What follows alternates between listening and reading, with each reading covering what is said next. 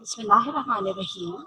Assalamu alaikum students. Here I am your science teacher from Ismailia Youth Services School for class 7. Today we are going to learn the topics from Unit 3 Transport System in Plants and Animals. Students, if you remember in the last class we also shared some topics from this same chapter and the topic was transport in animals. We have learned that in last class that transport in animals is called circulatory system, and today our topic is transport in plants. Transport in plants also has a name which is mostly called vestibular system. It means that transport in transport in animal is called circulatory system, and transport in plants is called vascular system. Actually, vascular system is composed of narrow tubes, and these tubes are called vascular tissues or conducting tissues. They are also called the conducting tissues because they conduct or transport materials. And these conducting tissues are of two types, or we can say there are two types of vascular tissues: xylem tissues and phloem tissues. What is the xylem tissue? Actually, xylem tissue are made up of thick wall. As you observe in the picture, my cursor is moving here. So, xylem tissues are made up of the thick wall. They are made up of the dead cells and they are long tube. There is no end walls between the cells. Sometimes the length of the xylem tissues in some trees is over to 30-meter long.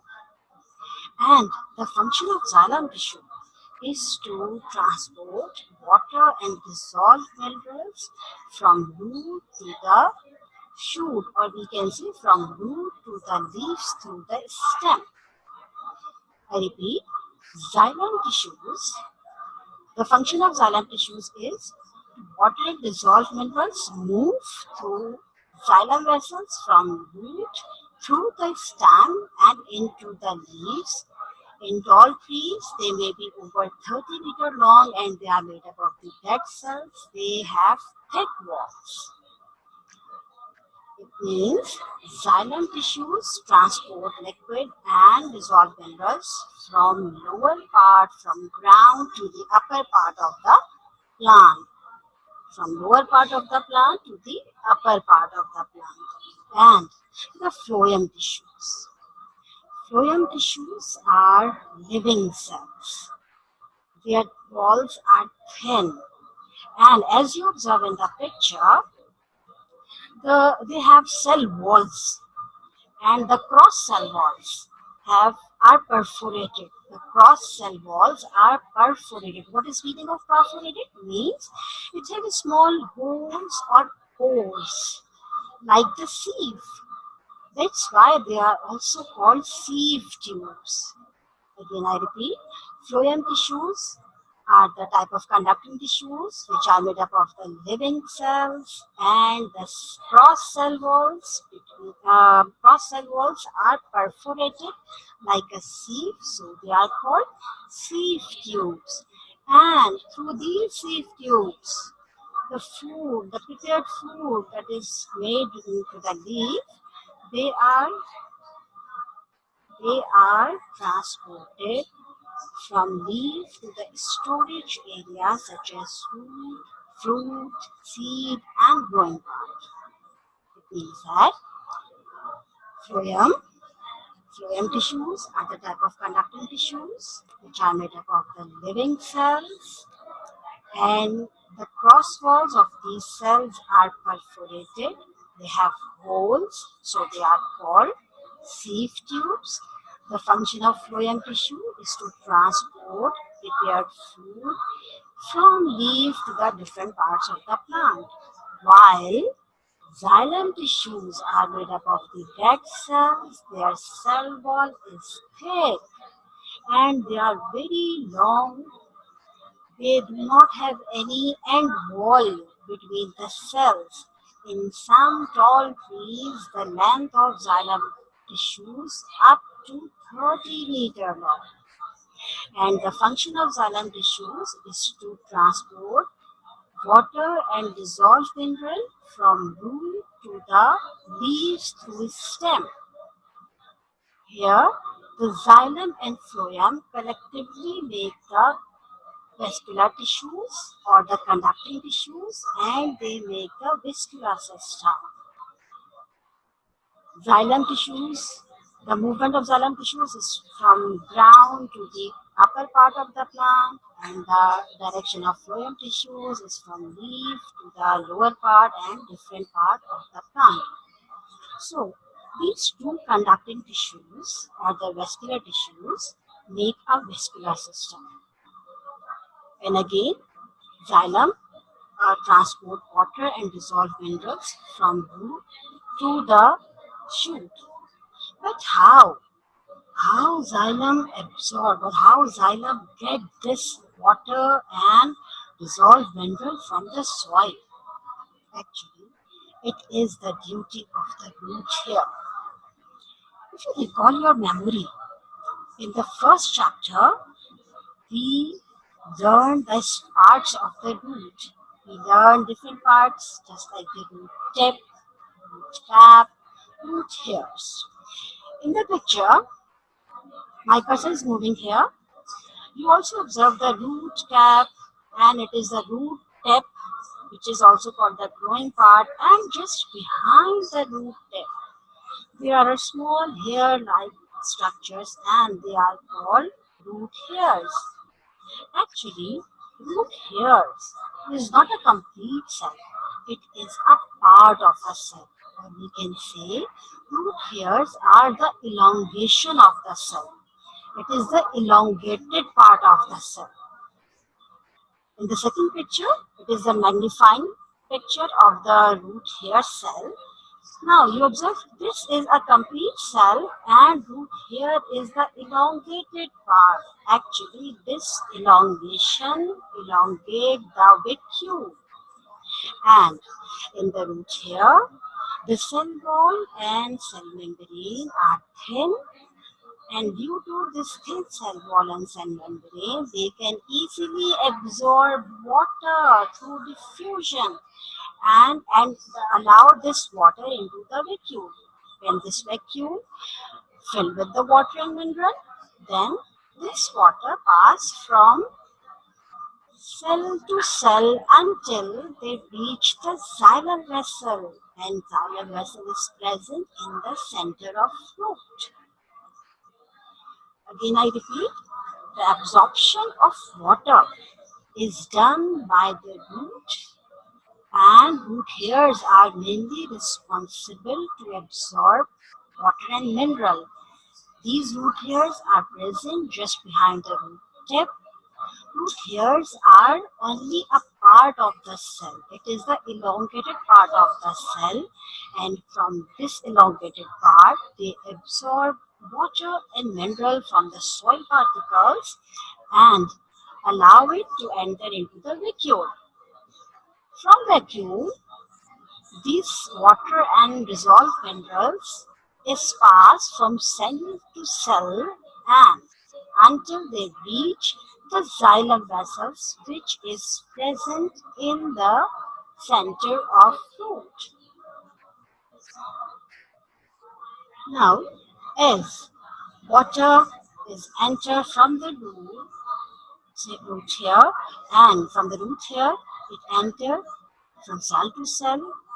Finally, it reaches to the xylem vessel. Then the flow of water is a start. Water flow of water is in the form of continuous stream. Water enter through the roots and flow up by the xylem vessels of the root, and through the stem it reach to the leaves in the form of continuous stream. And finally they diffuse out of the stomata. What does it mean? Means water is absorbed from the root through the stem they reach to the leaves and diffuse out? No, wait. Actually, water is absorbed from the soil particles through the root hairs, enter into the xylem vessels. Xylem vessels transported to the leaves. And as we know that leaves are the kitchen, so here we use this water for the manufacturing of food. The leaf make carbohydrate here by using of sunlight, by the help of carbon dioxide, and use this water. The rest amount of water means required amount of water is utilized for the making of food, and rest amount of water is diffused out through the stomata. And we know that stomata are the small holes which are present on the leaf and mostly on the lower surface of the leaf. Actually, this evaporation of excess amount of water, it is the main source that move the water through the plant into a continuous stream. When the water is evaporating from the stomata, so this deficit calls more water, and this deficit develop a suction into the xylem vessels, and due to this suction and deficit, the water is continuously moving from root to the upper part of the plant. This evaporation of water from leaf is called transpiration, or we can say the excess amount of water which is evaporated from the leaf is called transpiration. Transpiration. In the picture, you can easily observe water is moving by the root hairs, enter into the stem, then reach to the leaves. Leaves utilize this water, and rest amount of water will escape in the form of water vapors. This escaping is called transpiration. But there are some environmental factors which affect the rate of transpiration. We can say due to some factors, the rate of transpiration may be rise or may be slow. What are these factors? Okay, now we are going to share these factors. Wind. When the wind is blowing, or we can say in the presence of wind, the evaporation is faster.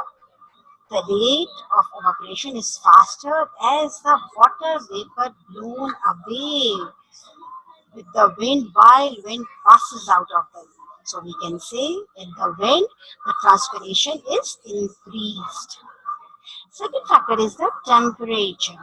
If the temperature is increased, the rate of transpiration is also increased. Or we can say on a warm day, water vapors evaporate faster.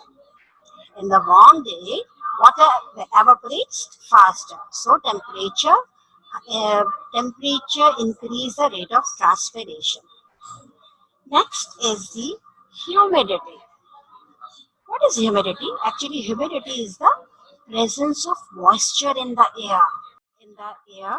So on a rainy day, evaporation is slower because in the environment, water vapors are already present in a large quantity. That's why plant cannot evaporate its excess water. So, in the presence of humidity, the transpiration is decreased. And the fourth factor is the time of day. Actually, stomata are open in the daytime and close at the night time. That's why in the day timing the transpiration is faster, while in the night time the transpiration is slow. In these four factors, the wind, the temperature, and the time of the day, when they increase the rate of transpiration, while humidity is the factor. When it increases, it decreases the rate of transpiration. Now, we have learned the structure of xylem, the function of xylem, the water is moving from root through the stem towards enter into the leaves. Leaves use this water and evaporate the excess amount of water. Now, what is translocation? Our next topic is translocation. Actually, as we have learned that a plant is a kitchen of, so leaf is the kitchen of plant and it makes food for the whole plant. When the leaf prepared food by using the water, the carbon dioxide and sunlight, these prepared food substances need to be transported. We have shared the transpiration and now we are on the translocation. As I shared you, the leaf prepared food for the whole plant. This food is need to be distributed to the different parts of the plant and phloem tissues or phloem sieve tubes are responsible to transport this prepared food. Um, the distribution or the transport of the sugar and other substances from leaf to the storage area and growing point is called translocation. In simple words, we can say transport of prepared food from leaf to the different parts of the plant through phloem sieve tubes is called translocation. Now, leaf not only do the process of translocation, or we can say leaf not only prepared the food for the whole plant, but it also do the process of gaseous exchange. And how they do it? It is done by the stomata. Stomata, as we learn, stomata are the small pores, small guard cells which are mostly present on the lower surface of the leaves. So, air enters the leaf through the stomata. And at what time? When the stomatas are open. And mostly stomatas are open in daytime. So, when the stomata are open, air passes through them and enter in the intercellular spaces of the leaves. If you observe the picture, here my cursor is moving, or and also you record your memory. We have learned the internal structure of leaf and we learned the air spaces. Actually, these air spaces are for gaseous exchange. Here in these air spaces, the air is entered and set here.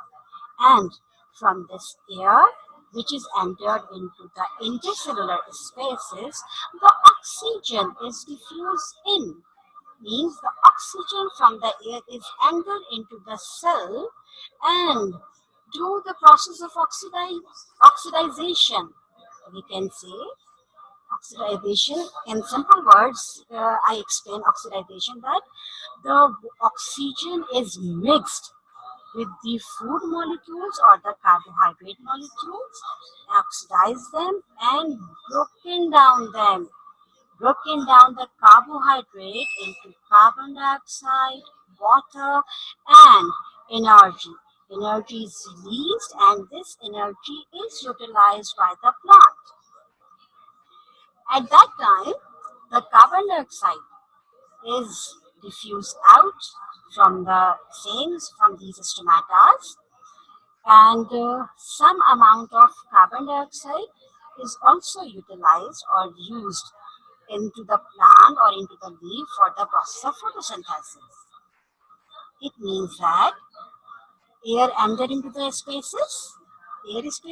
From these spaces, the oxygen is from this air, the oxygen is entered into the cells, do the process of oxidization with the food, then it releases carbon dioxide, water, and energy. Energy is utilized by the plant.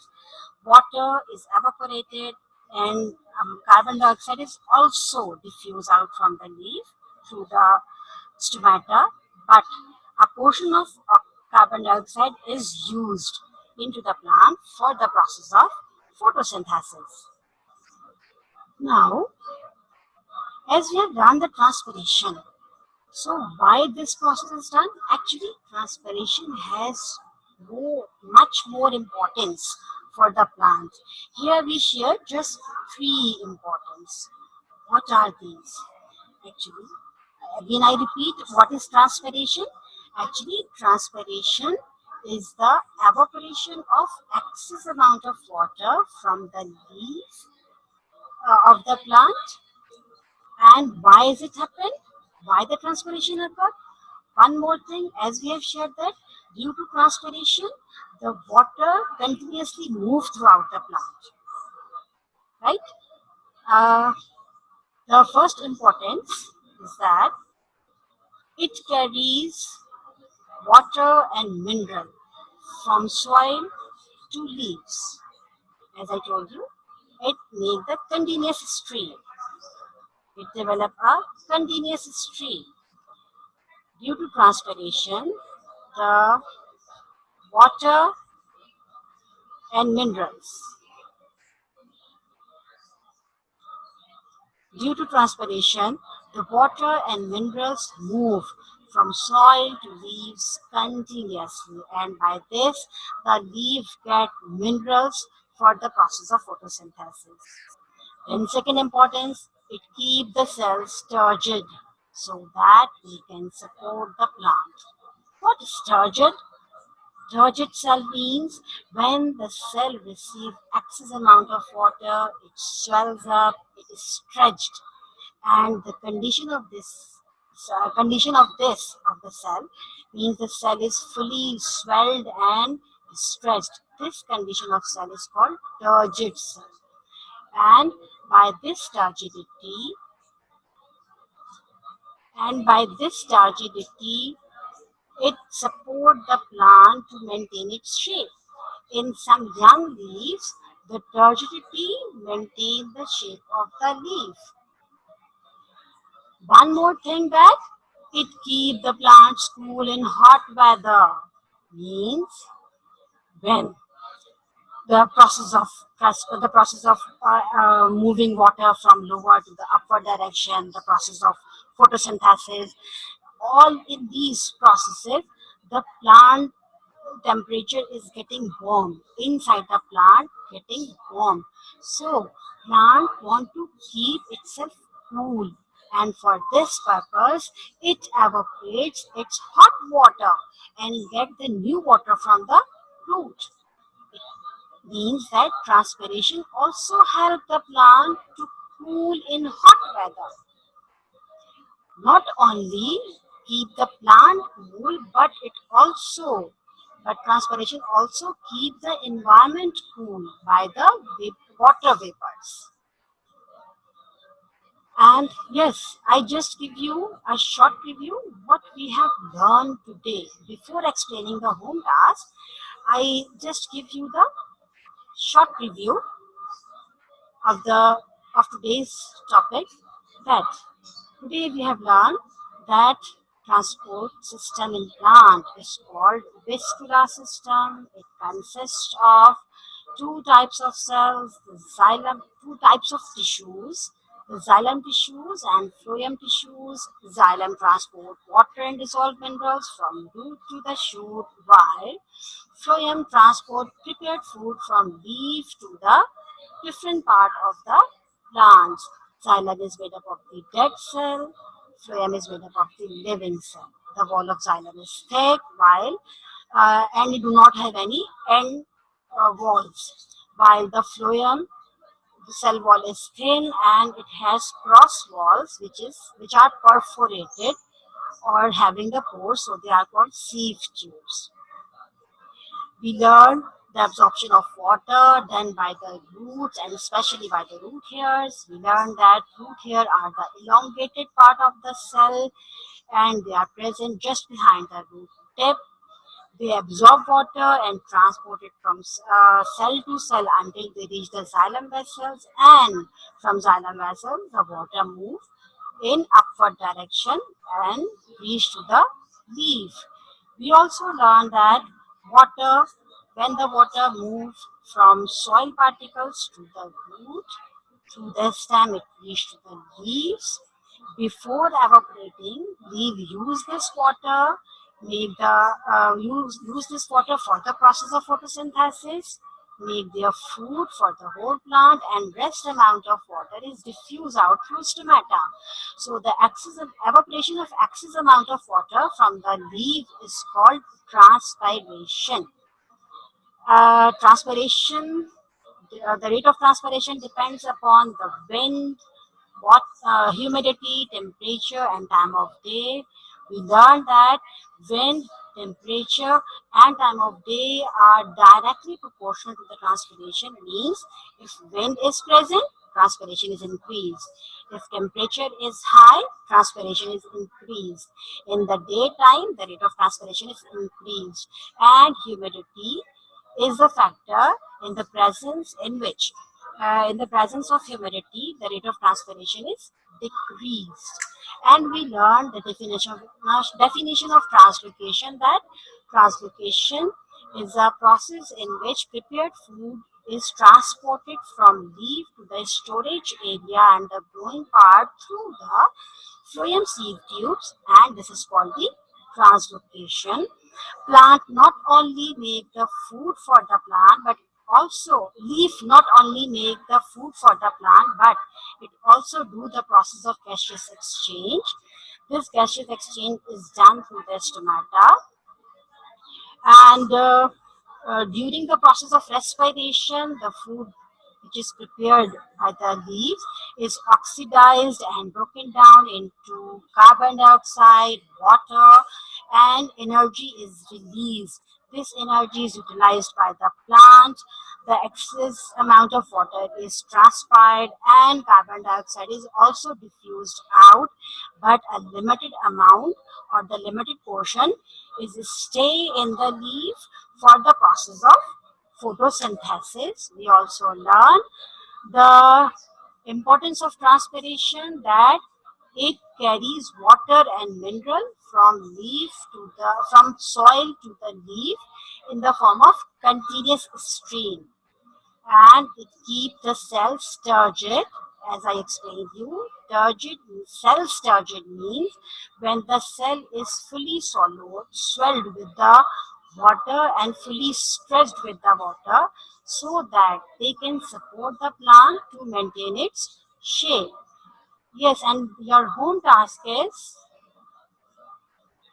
today's home task is write the factors on which the rate of transpiration depends, and explain the gaseous exchange in plants in 6 points.